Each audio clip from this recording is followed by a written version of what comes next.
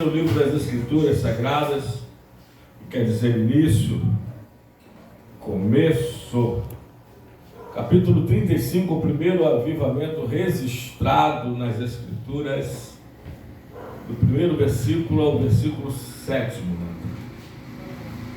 Diz assim a palavra do Senhor: Disse Deus a Jacó: levanta-te, sobe a Betel e habita ali. Faz ali um altar ao Deus que te apareceu quando fugias da presença de Esaú, teu irmão.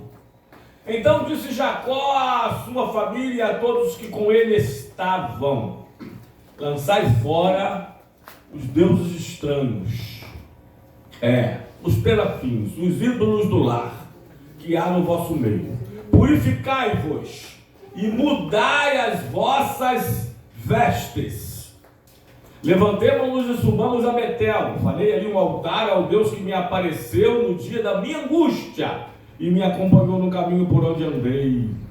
Então deram a Jacó todos os deuses estranhos, todos os terafins, todos os ídolos do lar que tinham em mãos, e as argolas que lhes pendiam das orelhas. E Jacó escondeu debaixo do cavalo que está junto a Siquém. E tendo eles partido, o terror de Deus invadiu as cidades que lhes eram circunvizinhas, e não perseguiram os filhos de Jacó. Assim chegou Jacó à luz chamada Betel, que está na terra de Canaã, ele e todo o povo que com ele estava. E ali edificou um altar ao Deus, e ao lugar chamou El Betel, porque ali Deus se revelou quando fugia da presença de seu irmão Esaú. Senhor, continue falando conosco, eu te peço. Ministre agora a tua palavra em cada coração. Pai, em nome de Jesus Cristo, que o teu Espírito Santo ministre essa palavra a cada coração, inclusive o meu. A tua palavra nos pegue e nos acerte. A tua palavra tire de nós tudo que não provém de ti, tudo que desagrada os teus olhos, tudo que afronta a tua santidade.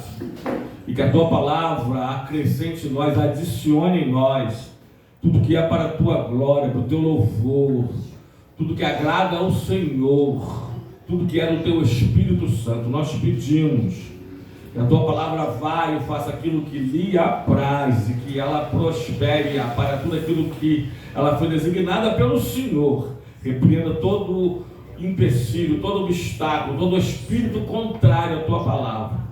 Te peço, fale conosco, fale, pois teus servos te ouvem.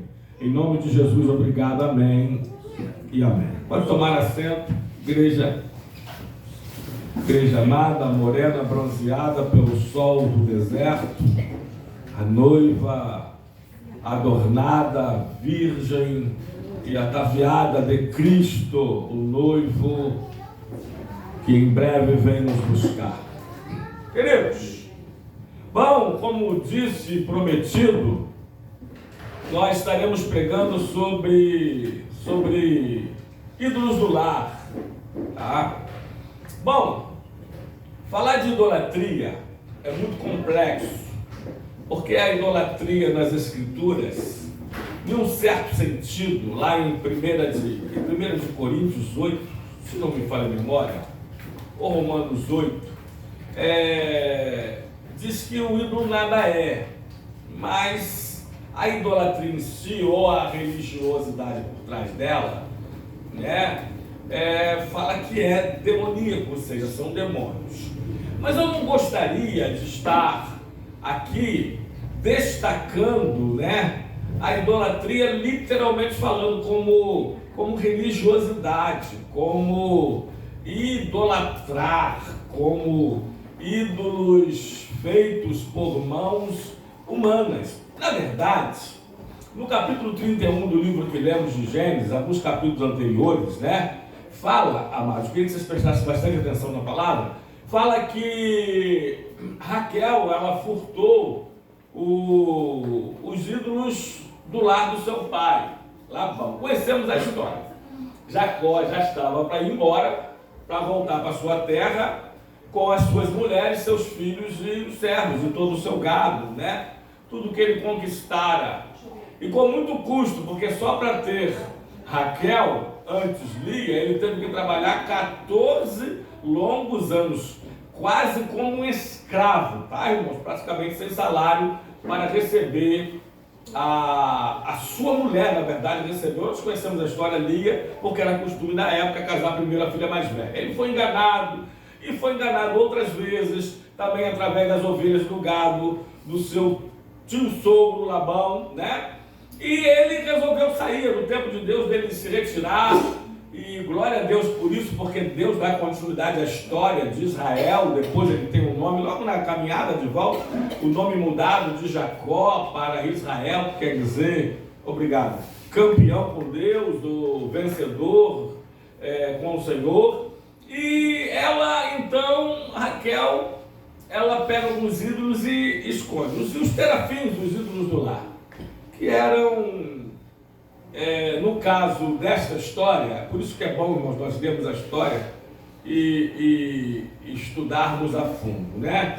Talvez, segundo a arqueologia, segundo a história, um pouco maior do que essa taça d'água aqui. Tanto que ela as esconde, ela hoje esconde na cela, debaixo dela, sentada no cavalo. Conhecemos a história. Mas nessa história, ela era mais do que idolatria, do que religiosidade.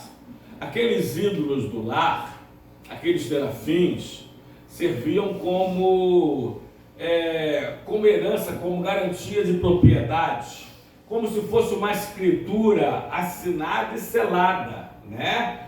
Era uma garantia de que, dois motivos, né? Se não desse certo com Jacó, essa é a segunda mais improvável, ela teria para onde voltar e teria terras, porque ela tinha como provar, e segundo a história já havia leis e cartórios, tabletes na época que rezavam cláusulas acerca dessas leis, mas a mais provável, em primeiro lugar, é que se Jacó, que foi tão enganado, né, pelo pai dela, pelo sogro, né, não tivesse guarida na sua terra devido ao seu irmão, Esaú, ela teria com ele, com toda a família, como voltar, e aquele terafim, ou aquele ídolo do lar, era prova para ela de que ela era dona, proprietária daquelas posses, daquelas terras. Olha que coisa tremenda e interessante.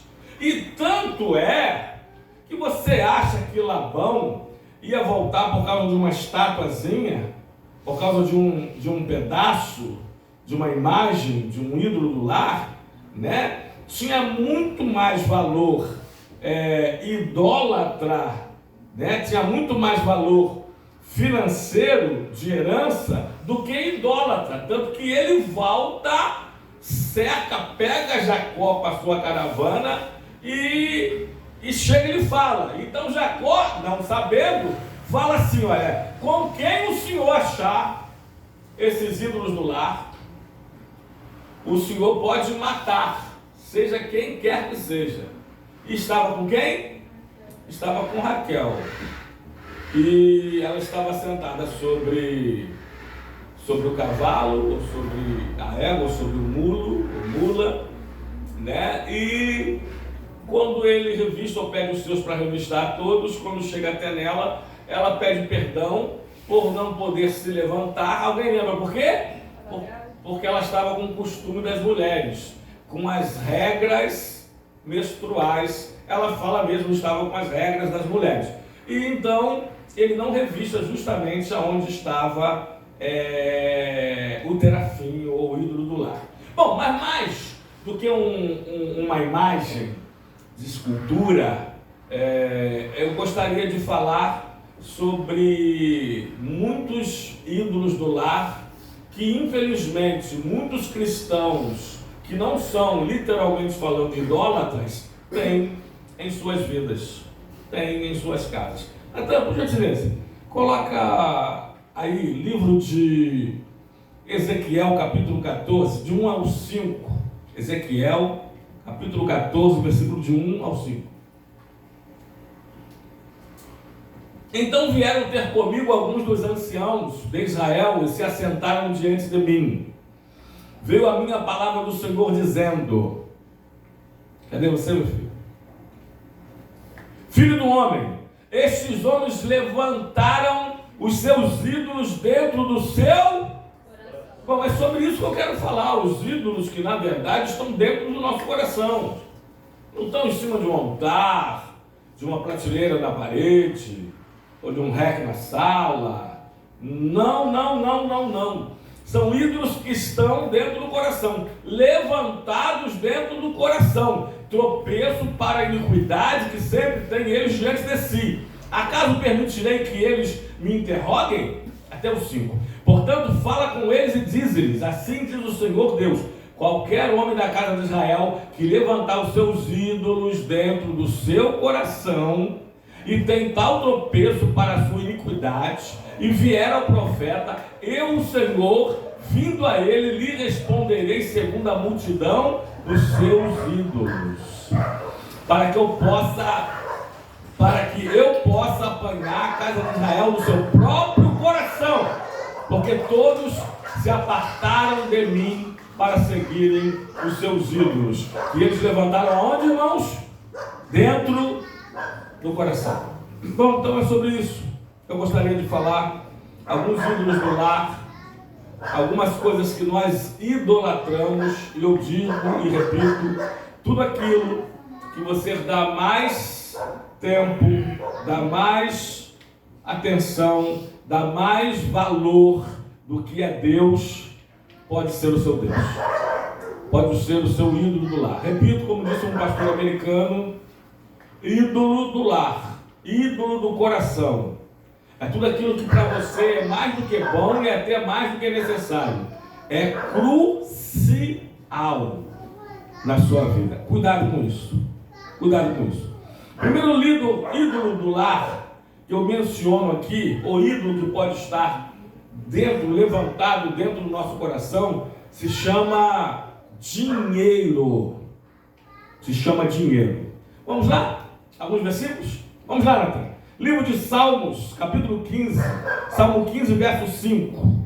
Diz assim a palavra do Senhor: o que não empresta... Deus está falando no Salmo 15, quem morará no tabernáculo do Senhor? Quem morará no céu? Vamos ler todo o Salmo? Esse Salmo é tremendo. Ele é curto, vamos até o 5. Salmo 15, meu Deus, passou demais. Isso. Quem, Senhor, habitará no teu tabernáculo? E quem há de morar no teu santo monte, o monte Sião? O que vive com integridade, o que é inteiro, o que não é dividido, o que não tem dois feixes, um de crente e um de Dom Juan, o que não tem dois zap. Aqui não tem dois zap, uma de crentona e a outra com a pouca roupa no seu perfil.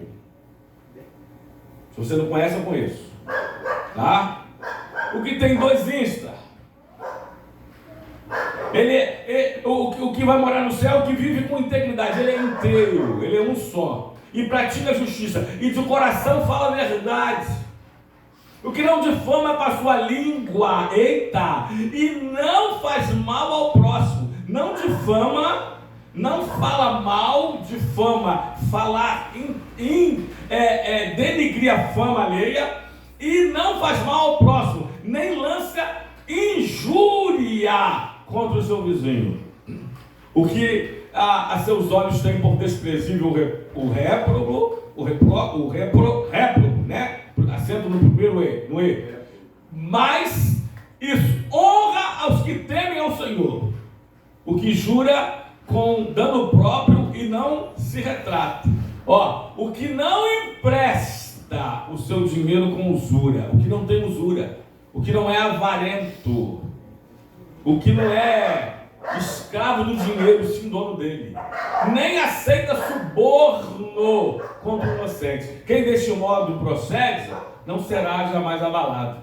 Agora vamos para um livro que é o livro mais complexo das Escrituras, que é o livro mais psicológico das Escrituras, que é o livro do raciocínio humano que Salomão escreve no final da sua vida, porque quando novo ele escreve Cantares, na sua meia-idade ele escreve Provérbios, na sua velhice ele escreve Eclesiastes. Natan, Eclesiastes, capítulo 5, versículo 10. Depois capítulo 7, versículo 12. E depois capítulo 10, versículo 19. Diz assim, Eclesiastes 5, 10. Quem ama o dinheiro, jamais dele se farta. Aliás, tem um pensamento ali no meu livro, 7.000 Pensamentos, que diz que o dinheiro é igual água salgada. Quanto mais você bebe, mais sede você tem. Assim é o dinheiro para o avarento. Quanto mais ele tem, mais ele quer. Porque quem ama o dinheiro jamais dele se farta. E quem ama a abundância nunca se farta da renda.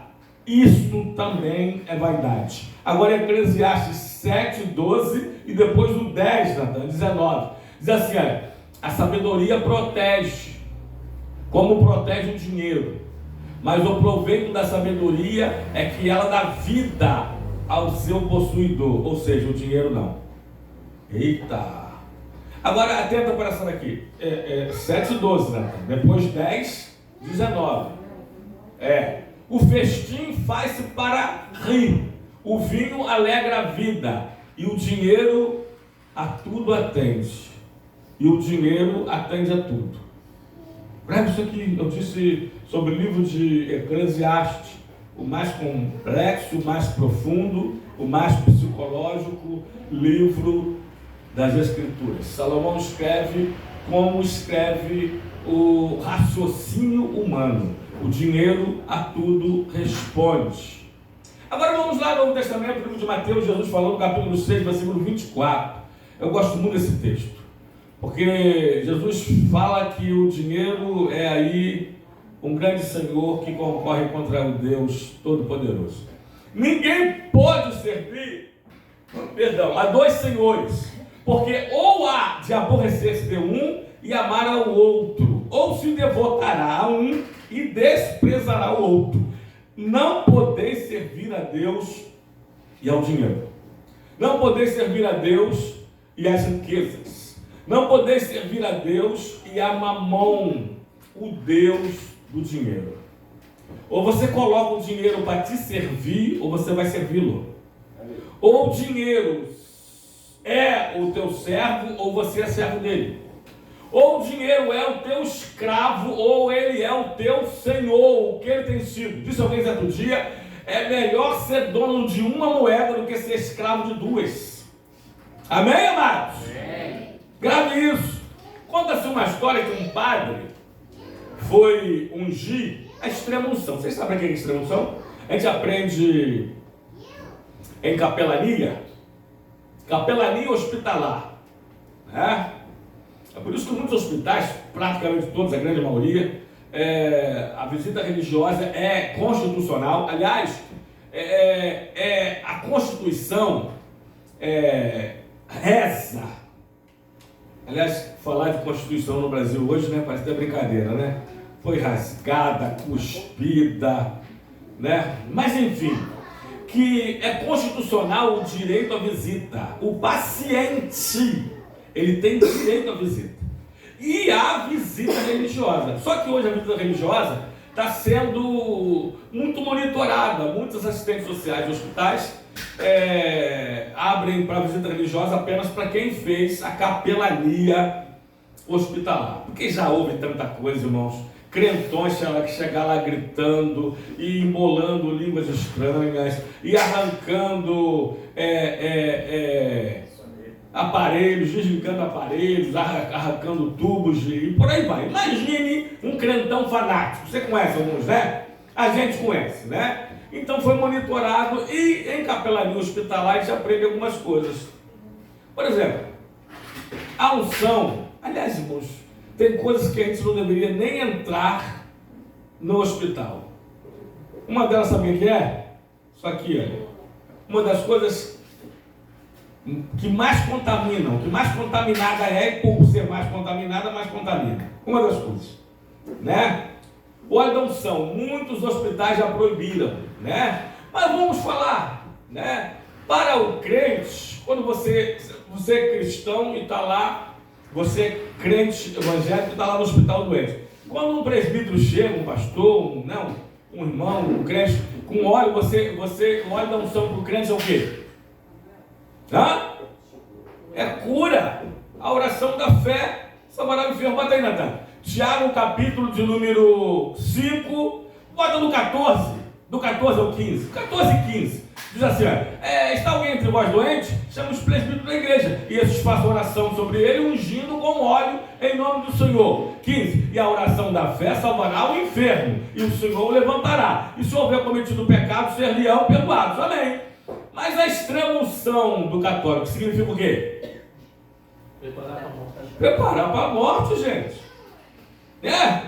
Aí o presbítero vai no leito do lado, católico, apostólico, romano, com óleo. O que o católico vai pensar, vai dizer? O médico já falou para ele que eu estou morrendo, está me dando a extrema unção. Verdade ou mentira? Isso tudo a gente aprende em capelania hospitalar. Bom, enfim, só uma palhinha, mas... então, um padre foi chamado para fazer a extrema unção a um moribundo, morrendo, mas era o homem mais rico da cidade, né? E como alguns aqui guardam dinheiro em casa, guardam dinheiro no cofre, né?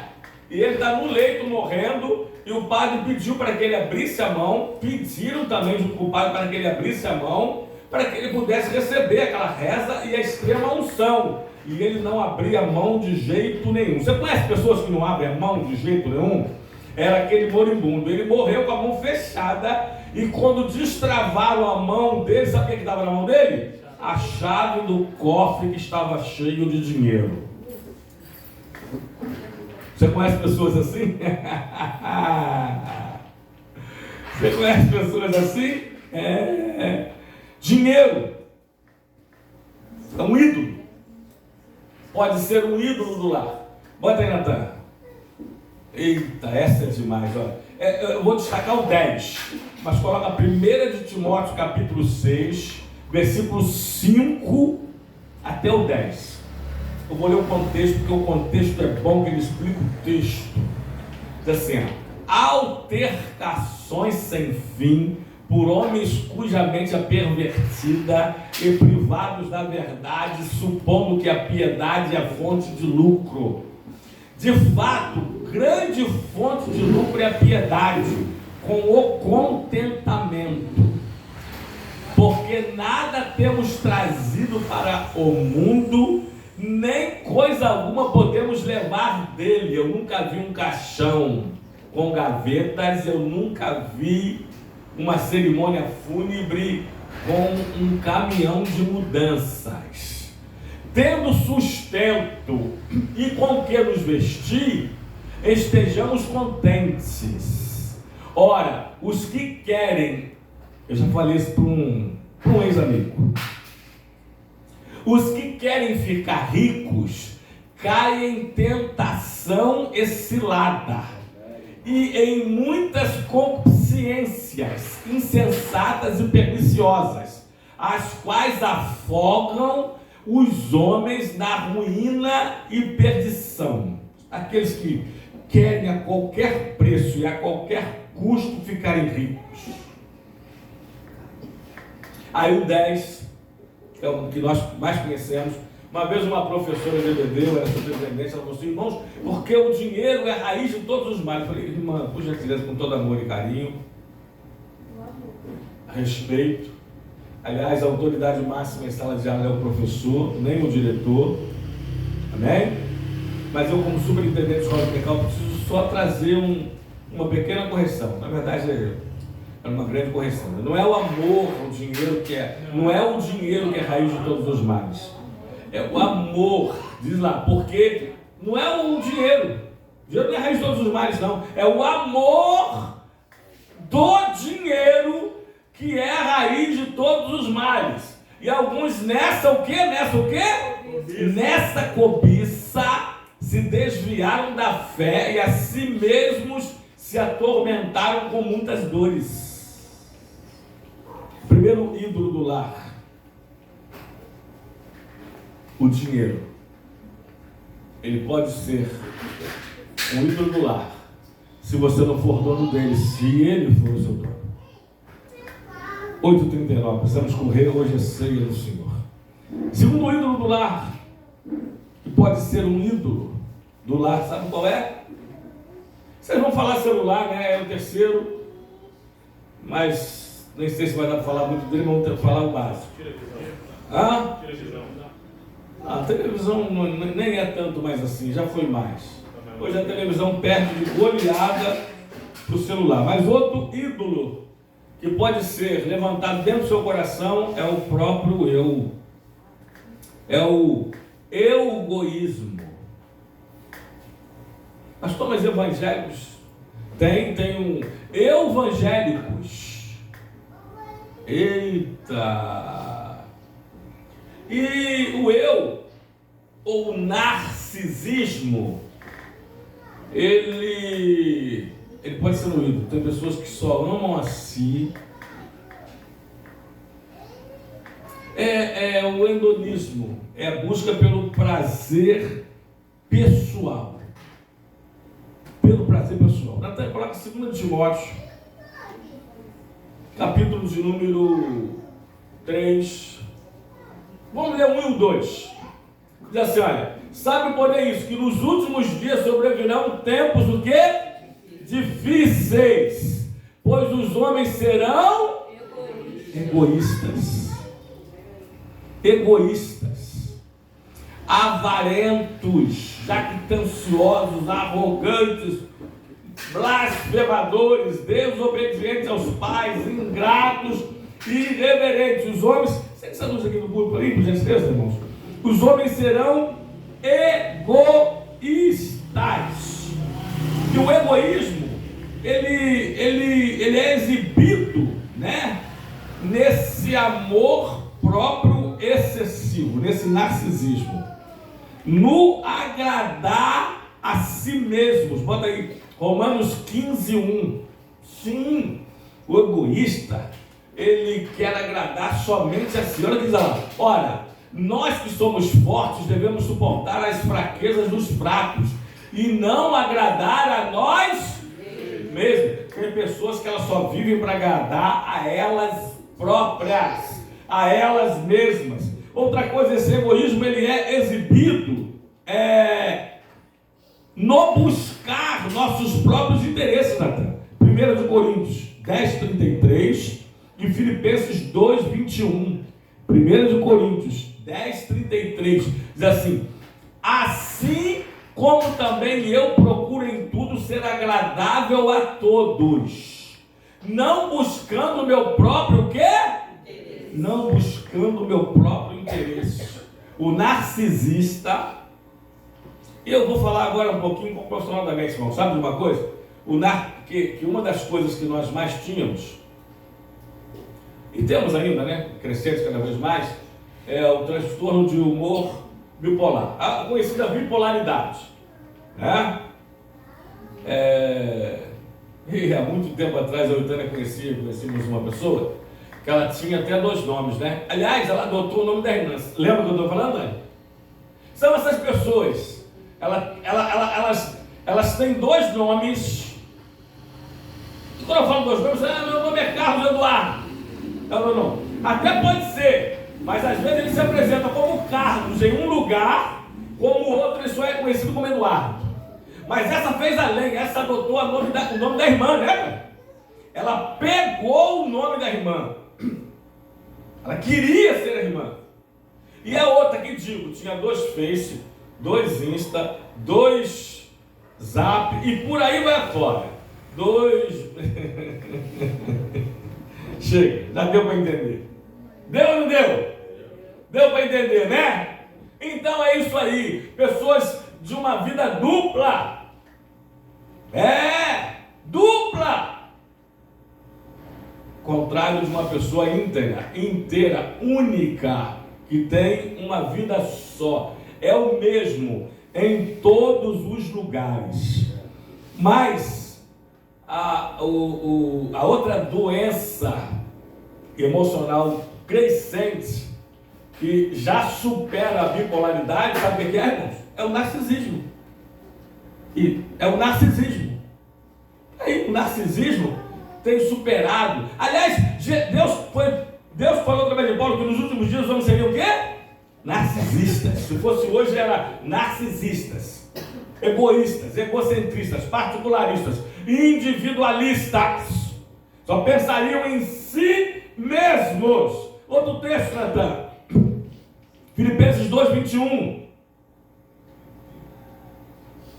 Diz assim: pois todos eles buscam o que é o quê? Seu próprio. Pois todos eles buscam o que é seu próprio, não o que é de Cristo, não o que é dos outros. Cuidado, o narcisismo, o egoísmo, o eu próprio pode ser um ídolo do lar levantado dentro do seu coração. Muitos textos, amados. Eu vou pular isso aqui, calma aí, ele não vai dar.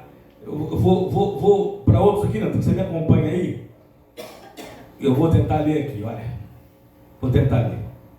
Diferentes formas de egoísmo ou de narcisismo, né? Amontoado alimentos. Provérbios 11:26. Ao que retém o trigo, o povo o amaldiçoa, mas bênçãos haverá sobre a cabeça do doador. Algumas traduções dizem do vendedor. Olha, a cobiça pelas propriedades. Isaías 5:8, Natan. Ai dos que ajuntam casa a casa, reúnem campo a campo, até que não haja mais lugar, e ficam como sendo os únicos moradores no meio da terra. Eita! Pessoas que têm 800 casas e só pode morar em uma. 400 carros, só pode dirigir um. Qual o nome daquele jogador, Natan, africano? Ele falou uma coisa: por que eu tenho que ter 4 carros se eu só ando em um? Mané, ele ajuda como um dos maiores do mundo que ajudam. E não somente o povo dele. Ele ganha bilhões e vive com menos de milhões, né? Tem a consciência de saber viver, amados, com o que lhe é necessário, porque dizem que há dinheiro no mundo suficiente para a necessidade do homem, mas não para a sua ganância. Eita! Também está naquele livro 7.000 Pensamentos. Há dinheiro no mundo para a necessidade do homem, mas não para a ganância dele, porque a ganância dele não cessa, como eu disse, repito também nesse livro: dinheiro para o avarento é como água salgada, quanto mais ele bebe, mais sede ele tem. Terceiro, Natan, Ezequiel 34:18. Acaso não vos basta a boa pastagem? Haverá de pisar aos pés o resto do nosso pasto? E não vos basta o tendes bebido as águas claras? Haverás de turvar o resto com os vossos pés? Viu? Olha, negligência com as necessidades e sofrimentos dos outros, dos sofredores. Mateus 25:43. Sendo forasteiro, Mateus 25:43, repito, falei muito rápido, né? Sendo forasteiro, não me hospedastes. Estando nu, não me vestistes. Achando-me enfermo e preso, não foste ver-me. Jesus está dizendo isso aqui para quem, irmãos? Cristão. Todos os perdidos e condenados que não adentrarão os céus. Podem ser também religiosos. Aliás, muitos serão os mesmos que Mateus 7:21-22. Senhor, em teu nome não profetizamos, em teu nome não fizemos, em teu nome não curamos, em teu nome não... Afastai-vos de mim, maldito, porque eu não vos conheci. Então Jesus está falando isso aqui para todos esses egoístas que só pensaram neles. E o fim deles será qual? O inferno de fogo eterno. Mateus 27, Natan, 3:4. Perdão, então Judas, o que o traiu, vendo que Jesus fora condenado, tocado de remorso, devolveu as 30 moedas de prata aos principais sacerdotes, aos anciões, dizendo: pequei traindo sangue inocente. Eles, porém, responderam: que nos importa, isto é contigo. Isto é contigo. Cuidado. Qual o contrário do egoísmo? Me fala aí, quem sabe o contrário do egoísmo? Uma outra palavra é o sinônimo e antônimo, né? O contrário do egoísmo é altruísmo. E é lógico que o altruísta, Nai, é generoso, reparte, dá, empresta, ajuda, porque ele não pensa somente nele. Amém, amados? Aliás, ele tem um pensamento que ele sabe que até mesmo o dinheiro precisa circular. E o dinheiro precisa circular. Tem uma história muito interessante, né? Vocês já conhecem aquela história? Chegou um empresário numa cidade pequena, foi ver um hotel para se hospedar. Né? Hotel diária, R$500. Uma diária completa de 24 horas com tudo pago. Café, almoço, já. Ele falou assim: eu vou deixar os R$500 aqui no balcão, mas eu vou subir para conhecer o quarto, as repartições do hotel, etc e tal. Tudo bem. Enquanto ele conheceu a parte interna, a parte externa do hotel, com um funcionário mostrando, destacando, como se fosse um guia turístico, né? O dono do hotel, ou o gerente, pegou aqueles R$500 e pagou a lavanderia, porque ele estava devendo R$500 a lavanderia. Isso muito rápido, o dono da lavanderia pegou os R$500 e pagou ao fazendeiro, que ele estava devendo ao fazendeiro por alguns quilos de carne, do gado e tal. O fazendeiro pegou aqueles R$500 e pagou o veterinário que cuidava dos seus animais, vacinas, etc e tal, né, que ele estava devendo. E o veterinário correu então com os R$500, foi lá no hotel e pagou, porque ele estava devendo uma hospedagem naquele hotel de R$500. E então voltou o empresário e disse para o dono: olha, eu agradeço muito, mas acredito que ainda não será desta vez, quem sabe numa próxima, mas eu não vou ficar hospedado hoje aqui no hotel, me devolve os R$500. Eita! Os R$500 que ele deixou, rodou, todo mundo pagou, todo mundo, voltou para a mão dele. Me explica isso.